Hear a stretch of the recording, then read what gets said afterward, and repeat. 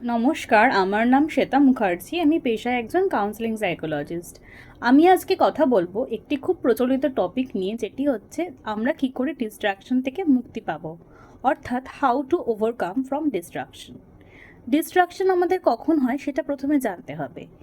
যখন আমরা একসাথে অনেক বেশি কাজ করে ফেলি, অর্থাৎ একসাথে মাল্টিটাস্কিং করে ফেলি বিভিন্ন বিষয় নিয়ে, তখন কিন্তু ডিস্ট্রাকশন হয়। তার কারণ হচ্ছে আমরা কোনো একটা নির্দিষ্ট বিষয়ের প্রতি অত্যধিক মনোযোগ দিতে পারি না।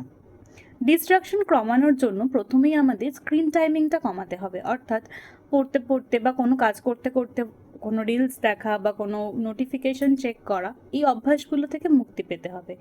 অর্থাৎ ফোন ঘাঁটা বা ইমেল ঘাঁটা বা এই সমস্ত মোবাইল বা যে কোনো ইলেকট্রনিক্স গ্যাজেট ইউজ করার জন্য একটা নির্দিষ্ট সময় বরাদ্দ রাখতে হবে। অর্থাৎ দিনের একটি নির্দিষ্ট সময়, যেমন ঘুমোতে যাওয়ার আগে আধ ঘন্টা বা ঘুমোতে যাওয়ার আগে 15 মিনিটস, এইরকম একটা নির্দিষ্ট সময় আমাদের স্ক্রিন টাইমিংয়ের জন্য রাখতে হবে এবং কিছু নির্দিষ্ট গোলস সেট করতে হবে এবং সেই গোল অনুযায়ী আমাদের কাজ করতে হবে।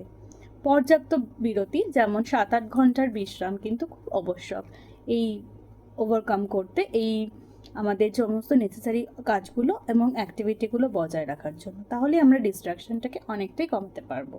ধন্যবাদ।